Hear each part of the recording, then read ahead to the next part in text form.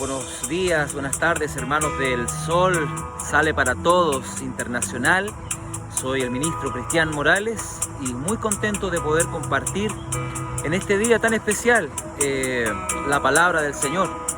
Estamos enfrentando circunstancias muy complejas, no tan solo a nivel local, de ciudad o de país, sino que a nivel mundial. Y mucha gente hoy se pregunta, ¿dónde está Dios? Pues bien, Dios está en el lugar que le pusiste. Para aquellos que son inconversos o no creyentes, fuera de sus vidas. Y para nosotros, los hijos de Dios, está presente. No obstante, muchas veces también nos sentimos muy complicados porque a pesar de que creemos y confiamos, o decimos confiar, no le vemos. Y fíjate que quiero compartir una palabra que se encuentra en el libro del Evangelio San Marcos, el capítulo 4, el versículo 35 al 41, la versión Nueva Traducción Viviente, dice de esta manera: aquel día, cuando llegó la noche, les dijo: pasemos al otro lado. Y despidiendo a la multitud, le tomaron como estaba, en la barca. Y había también con él otras barcas, pero se levantó una gran tempestad de viento y echaba las olas en la barca de tal manera que ya se anegaba. Y él estaba en la popa, Jesús, durmiendo sobre un cabezal. Y le despertaron y le dijeron: Maestro, ¿no tienes cuidado de nosotros?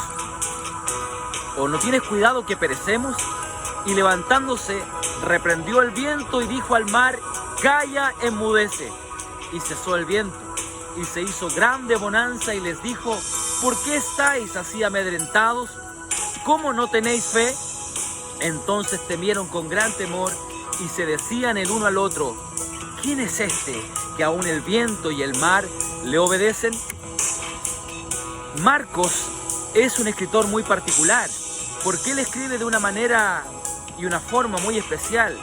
Y uno puede comparar Marcos con Lucas, por ejemplo, y uno descubre ciertos datos interesantes. Lucas, por ser médico, escribía con una gran interpretación literaria, con gran experticia.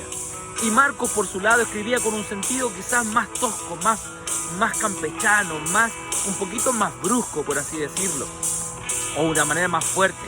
Marcos escribe acerca de Jesús de una manera muy directa, de una manera resaltando las circunstancias de Jesús del diario vivir, porque tú y yo tenemos la noción de un Jesucristo solamente divino, pero no podemos desconocer que Él fue 100% Dios, pero también fue 100% hombre, un hombre que también padecía las circunstancias que nosotros podemos padecer.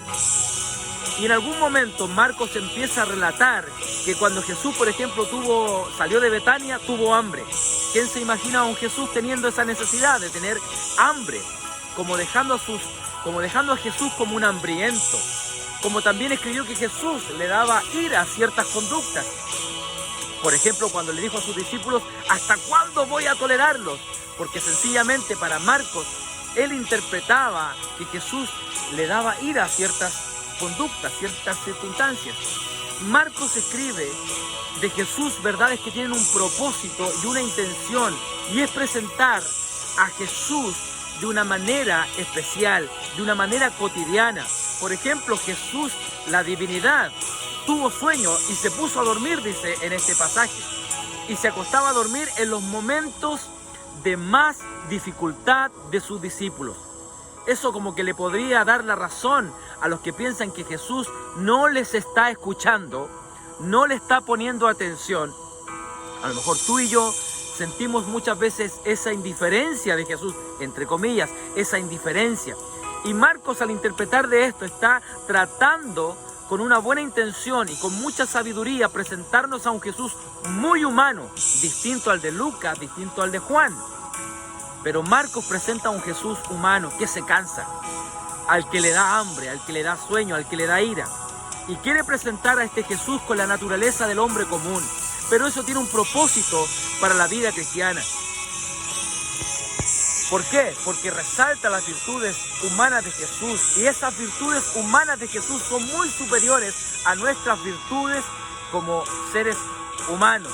Las conductas humanas siempre van a dejar que desear, nos van a dejar ese gusto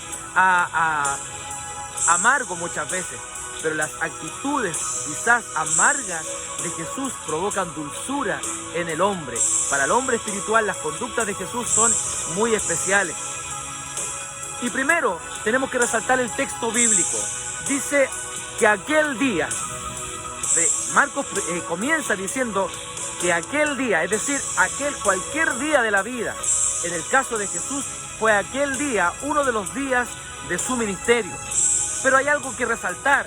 Fue aquel día, dice que cuando llegó la noche.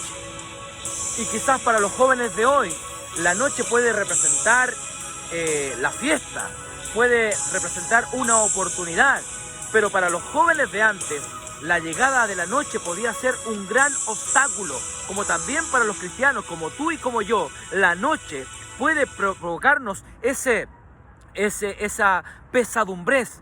La noche representa la oscuridad. Para la interpretación bíblica, la noche es sinónimo de inseguridad, de peligro, de oscuridad, de tinieblas. Y Marcos relata esta historia. Él escribe diciendo que cuando llegó la noche, cuando llegó el momento de esa oscuridad, de la imposibilidad, cuando es complicado trabajar, cuando es complicado ver la luz claramente, cuando ver las cosas. Yo no sé si tú te levantas en la noche a la cocina, al baño, a oscuras.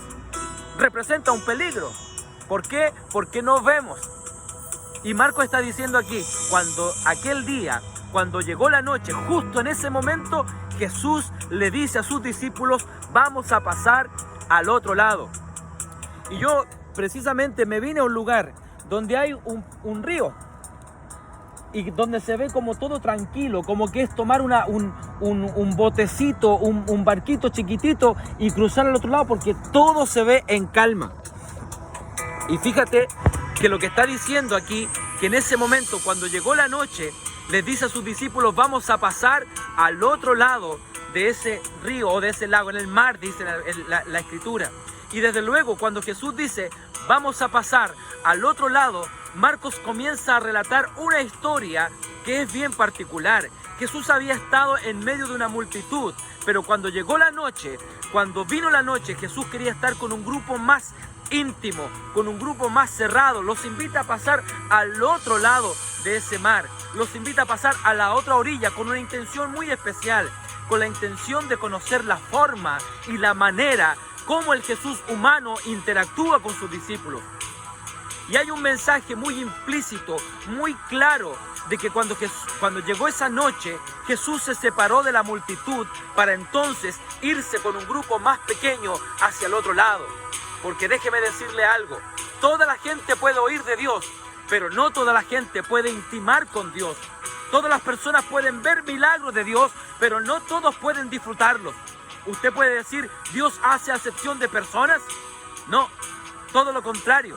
Es que mientras más nos acercamos a la intimidad y a la dimensión espiritual, más oportunidades tenemos para ver, más oportunidades tenemos para escuchar y para poder sentir y disfrutar las misericordias, las bondades de Dios. ¿Y quiénes son las personas que más disfrutan la dimensión espiritual? Tú, yo, la gente que está más comprometida con las cosas espirituales. El que está simplemente como espectador, simplemente va a escuchar, verá lo que le presentan, pero aquel que dice, yo quiero pasarme a una dimensión mucho más íntima con el Señor, entonces puede decir como Job, solo de oídas te había oído, pero ahora mis ojos te ven. En este caso, lo que Jesús le está diciendo a sus discípulos es, señores, señoras, hay una lección que yo quiero darles. Hay una experiencia especial que yo quiero que ustedes tengan conmigo. Hay una dimensión más que yo quiero mostrarles. Pero sencillamente no lo podemos hacer en medio de la multitud. Jesús ya había despedido a la multitud. Y hay algo especial que no lo quiero hacer con la multitud, pero tampoco va a ser de día, sino que va a ser de noche. No será la plena luz del día. Ni tampoco lo vamos a poder hacer en la quietud de las aguas, sino que todo lo contrario. Hay que alterar todo el proceso normal y cotidiano de la vida. En lugar de luz, hay que poner oscuridad. En lugar de aguas templadas y tranquilas, hay que agitar el mar y que las olas aneguen la embarcación. Y en lugar de quedarnos aquí, hay que cruzar al otro lado. Y eso es lo que muchas veces nos asusta. ¿Qué es lo que más le asusta a usted? Hoy, con toda esta contingencia que estamos viviendo, no tan solo, como lo decía hace un momento, a nivel mundial, el temor se ha apoderado. Pero estoy seguro que si tú le das de comer a tu fe, el temor se va a morir de hambre. Hoy todo el mundo está con el corazón en la mano, dudoso de qué es lo que va a pasar. Me iré a contagiar, me iré a morir, se irá a morir mis hijos, mi padre, mis hermanos, mis amigos. ¿Qué va a pasar con la iglesia? Y por un lado tratamos de transmitir paz, pero con un corazón lleno de miedo y de temor. Y cuando hay circunstancias como esta que estamos viviendo, circunstancias de crisis, todos las rehusamos, no las queremos vivir. Pero amigo, hermano de la iglesia, el sol sale para todos. No debemos rehusar nuestra experiencia de crisis. No debemos renunciar a nuestra experiencia de tormenta. No debemos ponernos a pelear con Dios como consecuencia de la experiencia de que cayó la noche, de que el problema que estamos viviendo, de la circunstancia caótica, del mar que ruge. No debemos caer en esa trampa de ponernos a pelear con Dios por lo que tú no estás entendiendo, por lo que yo no estoy entendiendo. Tal vez tú no lo entiendes hoy, pero Dios lo sabe muy bien. Y debemos mostrar de lo que realmente estamos hechos. Debemos mostrar la abundancia de Dios en nosotros. Debemos mostrar lo que hay en nosotros. ¿Qué es lo que hay en ti? Un profesor de universidad, en un momento frente a todos sus alumnos, cerca de 100 alumnos, en su escritorio pone una naranja y le pregunta a sus alumnos: alumnos, ¿qué ustedes ven aquí? Los alumnos, un poco como este tipo está, ¿qué cree que somos tontos? Le dicen una naranja. Pues bien, ¿qué pasaría si yo parto esta naranja en dos? ¿Qué es lo que sigue habiendo? Los alumnos dijeron una naranja. Pues bien, ¿y qué pasa si yo tomo una mitad de esta naranja y la empiezo y la comienzo a exprimir? ¿Qué es lo que va a salir de esa naranja? Jugo de naranja. Y eso precisamente es lo que pasa con nuestra vida cristiana. Muchas veces somos expuestos frente a una multitud. Dios nos separa de la multitud, nos pone frente a todos, nos parte, nos divide, nos tritura. Y seguimos siendo naranjas. Y debemos seguir siendo cristianos. Y muchas veces también nos empieza a exprimir. ¿Y qué es lo que sale de nosotros? Y lo que debe salir de nosotros es jugo de cristiano. Y eso es lo más complicado, porque nosotros nos ponemos a pelear con Dios. Por eso debemos mostrar la abundancia que hay en nosotros. Cuando el Señor nos exponga frente a una multitud o nos saque de la multitud, es para exponer su gloria. Es para sacar de nosotros lo que Él ha puesto, su gracia. Y lo próximo que también Marcos nos está tratando de ilustrar, tratando de narrar en este escrito, es que en el momento que Jesús despidió a la multitud y decidió introducir a sus discípulos en una pequeña embarcación, y en el momento en que el lago cambió su estado normal por uno de tormenta, en ese justo momento Jesús dijo: me voy a dormir. Mira qué anfitrión. Yo no sé si te ha pasado a ti que has invitado a algunas personas a tu casa y te ha cogido un sueño horrible y te dan ganas de dormir, pero ya los invitaste. Y por decencia y porque ya los invitaste, te quedas ahí con ellos. Pero fíjate que Jesús no era un maleducado, y Marcos está relatando simplemente un hecho anecdótico de Jesús que tuvo sueño y se echó a dormir. En ese mismo momento Jesús dijo: voy a descansar, porque precisamente esa es la forma y la manera como muchas veces entendemos a Dios cuando vivimos las crisis. Esa es la forma como interpretamos a Dios. En ocasiones, en el primer round de la pelea, decimos: Dios ya viene por ahí. Y en el segundo round decimos: ya verás que Dios viene. Y pasan los rounds los golpes son más duros y cuando empieza a cambiar el panorama, cuando se pone más tenso el asunto, pensamos que Dios se nos echó a dormir. Yo he pensado muchas veces que Dios se echó a dormir conmigo, con mis crisis, con mis problemas. Y me ha tomado tiempo perdonar a Dios. Fíjate lo que te estoy diciendo. Porque esa es la sensación que tenemos, que Dios se nos durmió, que Dios salió de paseo, que Dios se perdió por ahí, está enojado con nosotros y no nos hace caso. Y eso, amigos, es solo una sensación, porque el hombre es sensitivo. Es una forma simplemente de interpretar a Dios. Por eso Marcos interpreta con intenciones buenas esta historia.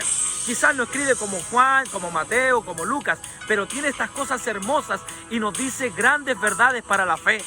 Porque todos nosotros en algún momento dado de la vida vamos a pensar que Dios se nos duerme. Vamos a pensar que Dios desaparece de nuestro escenario y pensamos y creemos que Dios va a actuar ahora ya. Pero como el tiempo de Dios es diferente al nuestro, no es lo mismo el Cronos que el Kairos. Y cuando nosotros vemos que en el tiempo nuestro, en el Cronos, Dios no reacciona, no está haciendo nada con nuestras necesidades, e incluso han empeorado, y que en lugar que el matrimonio esté mejor, está peor, y en vez de que las finanzas mejoren, más deudas tenemos. Cuando vemos que las cosas están empeorando, pensamos que Dios se ha descuidado de nosotros porque simplemente se echó a dormir. Pero Jesús, quiero decirle, quería dar una gran lección a sus discípulos. Una lección que para mí parece que es la más importante. Que todos nosotros debemos comprenderla y la podamos entender, internalizar. Porque cuando hablamos de confianza en Dios, esa confianza la tenemos. Pero esa confianza la tenemos muchas veces en tanto y en cuanto no se apriete y no cambie el asunto. Muchos decimos de ser hombres y mujeres de fe cuando estamos en la iglesia y levantamos las manos y gloria a Dios. El problema es cuando salimos de ahí y nos enfrentamos a la vida diaria. Mientras no haya crisis, seguimos siendo cristianos. Pero ¿cuál fue la real lección que Jesús les dio? La lección que Jesús les dio a sus discípulos fue la siguiente. Primero los saca, los lleva, los mete en la embarcación, los invita a pasar al otro lado. No los estaba engañando, simplemente quería demostrarles una gran lección. Pero ¿por qué hay que pasar al otro lado? ¿Por qué no puede ser aquí? ¿Por qué no nos llevas a la casa de la suegra de Pedro, a la casa de Pedro, a cualquier casa? Pero ¿por qué tenemos que cruzar al otro lado y en la noche? ¿Sabes por qué, amada iglesia? Porque hay que tener otro entendimiento de la fe. Hay que tener otra comprensión. Hay que tener otro conocimiento de Dios. Que quizás hoy día no lo tenemos. Y que Jesús sabía todo lo que iba a pasar. Porque los discípulos se preguntan, ¿quién es este que a la mar y a los vientos les habla y le obedecen? Es decir, Jesús sabía lo que iba a suceder. Justo cuando los introduce en la barca, los miraba como frotándose las manos. Ahora viene mi lección, lo que quiero que realmente ustedes van a aprender. Voy a preparar olas grandes, voy a preparar un viento recio y me voy a echar a dormir. Y te vuelvo a preguntar, ¿se duerme Dios acaso? Cuando la Escritura dice, no se dormirá el que guarda a Israel, y nosotros somos su rama injertada. Dios no toma vacaciones. O tú te preguntas, ¿Dios toma vacaciones en nuestra crisis? No. ¿Sabe? Lo que quiso hacer Jesús con sus discípulos es pasarlos por un examen. Tanto tú como yo hemos ido a la escuela, hemos ido al colegio, a la universidad, a prepararnos. Y los maestros, cuando sus alumnos están en el examen, guardan silencio porque quieren ver y comprobar lo que realmente saben en sus corazones o en sus mentes. Dios quiere hacernos pasar, no para conocer cuánta fe tenemos, sino todo lo contrario. Nosotros no sabemos de que abundamos en la crisis, pero Dios sí lo sabe.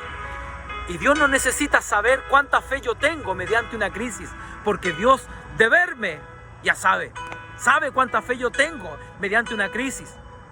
Yo le puedo decir a Dios, yo tengo fe, pero Dios me dice a mí, tú no tienes ni un poquito de fe. Dios sí lo sabe, Dios sabe todo. Ahora Él permite que estas circunstancias pasen y descubramos cuánto hemos aprendido de Él, cuántos mensajes has escuchado en tu vida cristiana, cuánto he aprendido de templanza, cuánto he aprendido de mansedumbre, cuánto he aprendido de confianza, cuánto he aprendido de bondad, cuánto hemos aprendido de la dependencia de Dios. Y usted nunca sabrá, por ahora, cuánto ha aprendido de Dios si no pasa por los exámenes de la vida, los exámenes que nos van a ayudar a nosotros a descubrir cuánto hemos aprendido del Señor y cuánto hemos aprendido de su palabra y cuánto hemos aprendido de la vida cristiana. Porque simplemente es necesario saber cuán buenos alumnos somos de Dios.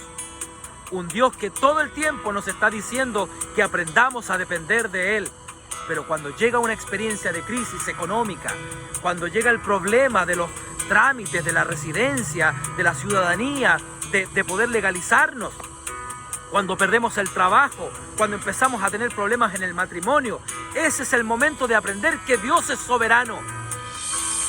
Y ¿sabe qué? Algo muy importante que quiero compartir con usted. La crisis, el problema, no beneficia a Dios. La crisis y el problema me benefician a mí, porque dentro de ella yo puedo descubrir de qué estoy realmente hecho, de qué abundo.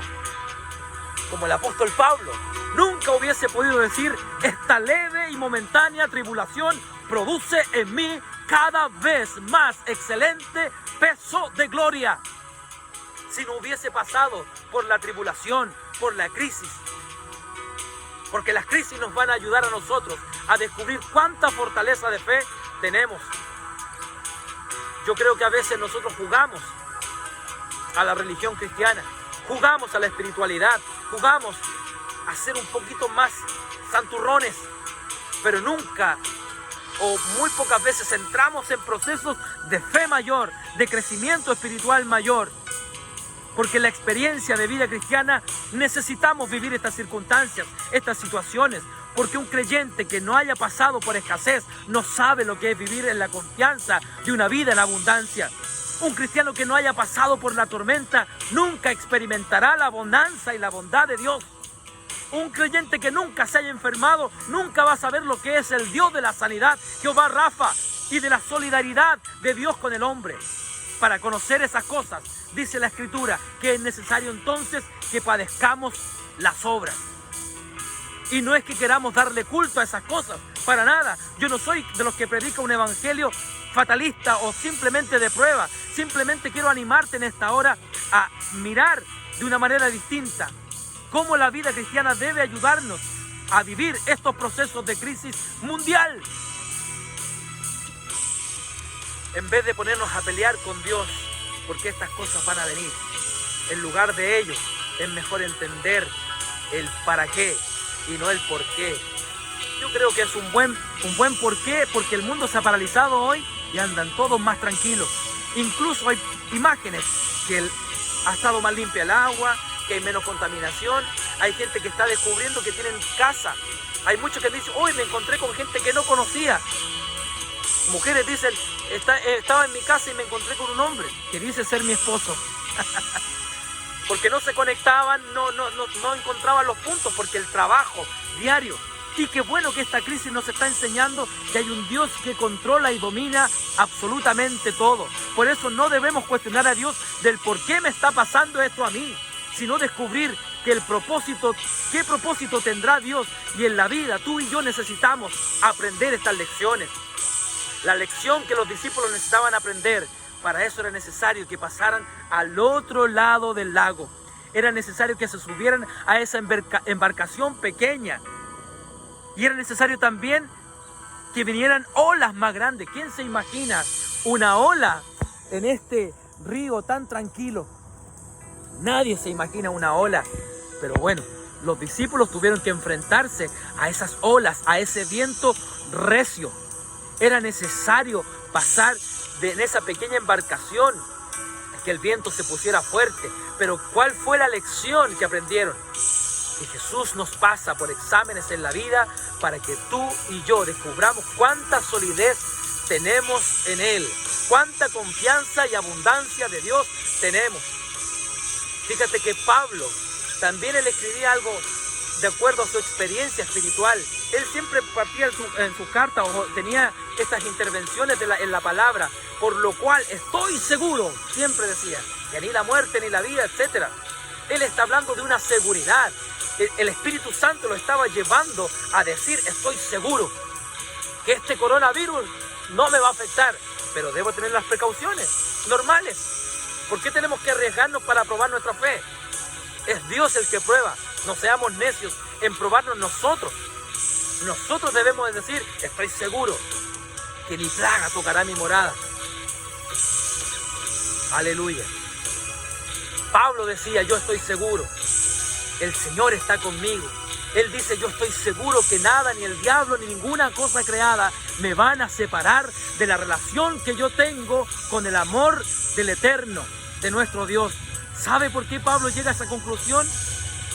Si ni una pedrada, si ni un golpe en la vida, ni toda la injuria que te puedan levantar, ni una acusación, ni amenazas, ni todo lo que te ha pasado en la vida te han podido separar de su amor, entonces estoy seguro. Es como decir, estoy listo. Soy un estudiante de fe con convicciones profundas. Entonces vino la abundante vida de Dios. Nada me separará del amor de Dios que es en Cristo Jesús, Señor nuestro. Ahora Jesús en esta lección con sus discípulos, Él quiere saber cuánto han aprendido. 3 años de lecciones intensivas, de corroboración, de comprobar que no era tan solo estar con Jesús, porque en algún momento Jesús dijo, yo me tengo que ir, pero les enviaré el Consolador. Pero ellos también tenían que poner en práctica su fe. Pedro tenía que poner en práctica su fe. Juan tenía que poner en práctica esa fe. No podía ser solamente el mimado de Jesús. También tenía que poner en práctica. Por eso fueron hombres que después de todo esto tuvieron que poner en práctica su fe y padecer. Pero Jesús les dice, les enseña, ustedes harán mayores cosas que yo. Ustedes deben solamente usar mi nombre. Ustedes cuando usan mi nombre y ustedes van hacia adelante, ustedes están declarando en mi nombre que hay sanidad, que nada los puede detener, que no hay circunstancia que los haga decaer. Porque eso es lo que hace un buen maestro. Tiene que hacer un examen a sus alumnos. Pues aquí está el examen. Vamos a ver cómo ustedes manejan el examen que les voy a dar. Cuando Él entró con ellos en la barca y se aseguró que todo estaba en calma, Jesús da la orden al viento y al mar para que tomen el examen de fe a estos discípulos. Y Jesús se fue a dormir para que tomen precisamente la lección. ¿Cuál es la lección de todo esto? ¿Qué es lo que esperas tú de la dimensión de fe, de tu fe? Muchos conocen al Chapulín Colorado. No, yo confío en que mi Dios suplirá todo lo que me falta cuando estoy en crisis. Yo conozco el Dios de la sanidad cuando está todo enfermo. Yo tuve un hijo que tuvo gangosidad, Dios lo sanó. Yo tuve un padre que murió, Dios lo sanó. Hace unos años atrás fuimos a la casa de un hermano y se nos perdió una niñita muy pequeñita, 4 años, Tatana. Y estaban jugando a las escondidas y de pronto empiezan a buscar a Tatana y no la encuentran por ninguna parte, más de 15 minutos buscándola, cuando alguien dice, vayan a ver a la piscina. Y vamos a ver a la piscina y esa niña estaba sumergida, absolutamente muerta. Fue en ese momento que Dios nos ayuda, nos da la fuerza para meternos a esa piscina, sacarla desde el fondo, sacarla con un color verde, casi negro, muerta, y tratar de darle reanimación y ver que esa niña no volvía.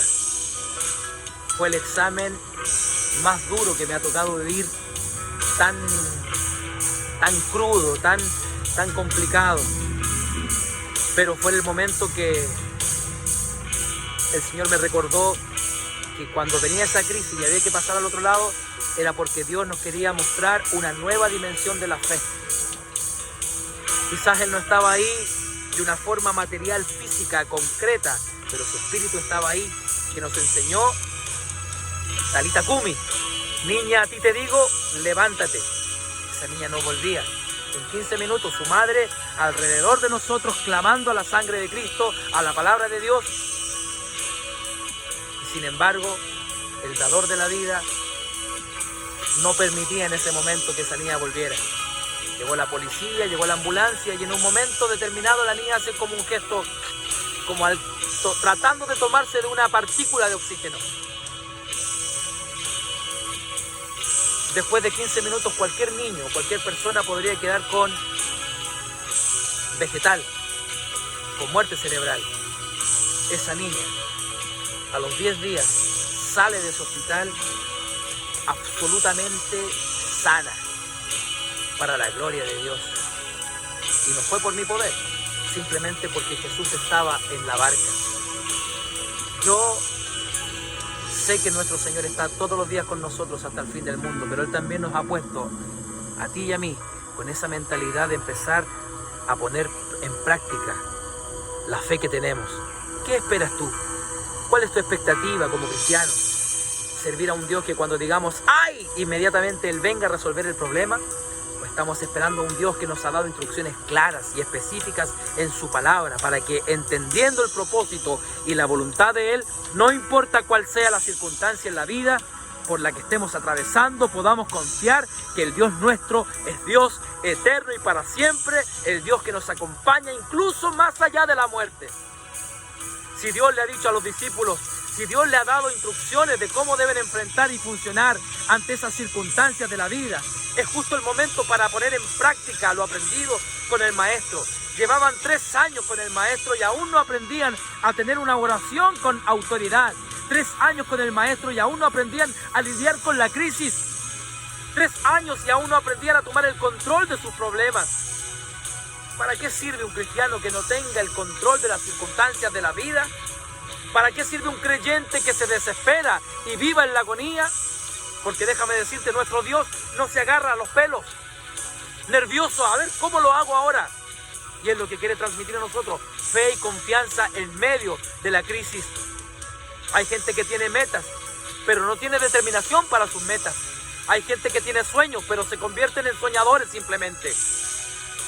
Porque simplemente los sueños requieren determinación, sacrificio. Y cuando no se tiene determinación ni sacrificio, todo se extingue y se vuelven fantasías. Ya concluyendo, la lección que Jesús les quiso enseñar a sus discípulos, les quería enseñar que esto no era una cuestión de tomar un curso simplemente. No es un discipulado más, sino que había que hacer el examen y mostrar de lo que abundaban. Dios no está pidiendo de ti lo literal.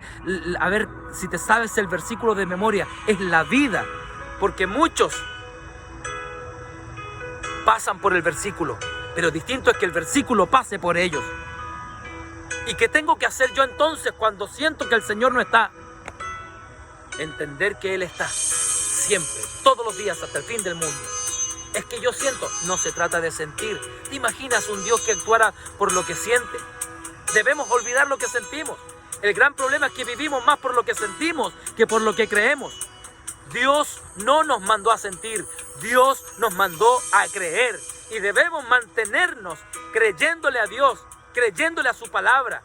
Aunque Jesús se duerma, Él ya nos enseñó lo que debemos hacer. Cualquiera de sus discípulos pudo haberse parado y haberle dicho: mar, calla, viento, enmudece.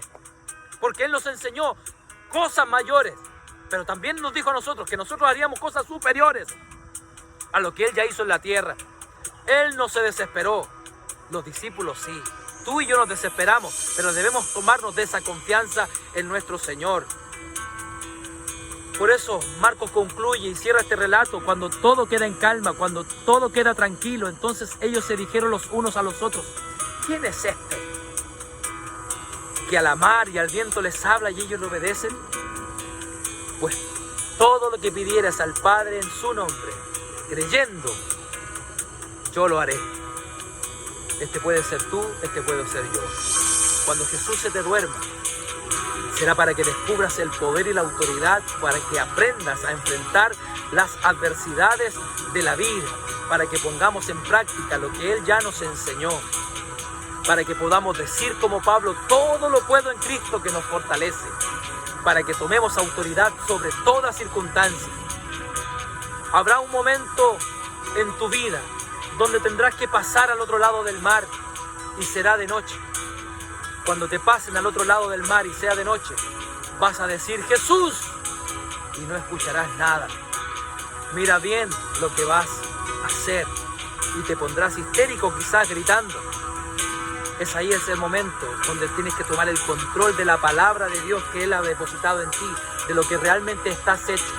Mira bien lo que vas a hacer.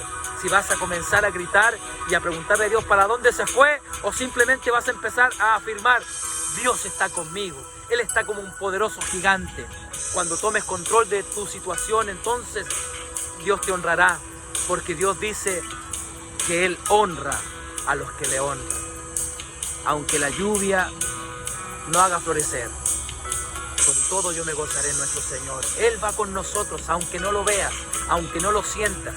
Es promesa que Él lo ha hecho y lo seguirá haciendo en tu vida. Padre, en el nombre poderoso de Jesús, bendecimos a cada uno de nuestros hermanos que hoy está escuchando este mensaje. Yo te pido que esta palabra cale profundamente y nos haga madurar en la fe en Jesucristo. No es por vista, no es por lo que sentimos, sino que es por confianza en nuestro Dios. Recibe honra, recibe alabanza en medio de la crisis. Todo lo que está pasando en el mundo nos debe enseñar que hay un Dios que tiene el control de todas las cosas. Confiamos en ti porque eres bueno. En nombre de Jesús. Amén y amén. Bueno es el Señor, conmigo va, conmigo va. Fiel es nuestro Rey, poderoso es Él, poderoso es Él. Bueno es el Señor, conmigo va, conmigo va. Gran fidelidad, si Él lo prometió, Él lo cumplirá. Créele. Y en el hueco de su mano habitaré. Nadie es como Él, nadie es como Él. Y en el hueco de su mano habitaré. Nadie es como Él, nadie es como Él. Y en el hueco de su mano habitaré. Nadie es como Él, nadie es como Él. Y en el hueco de su mano habitaré. Nadie es como Él, nadie es como Él. Bueno es el Señor, contigo va, contigo va. Gran fidelidad, si Él lo prometió, Él lo cumplirá.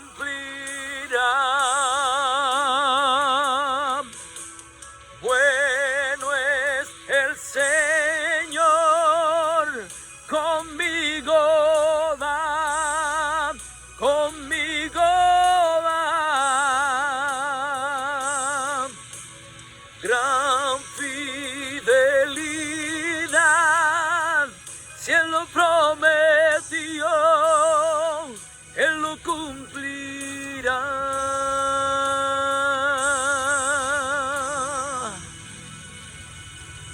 Palabra del Señor, que Dios los bendiga a todos. Bendiciones.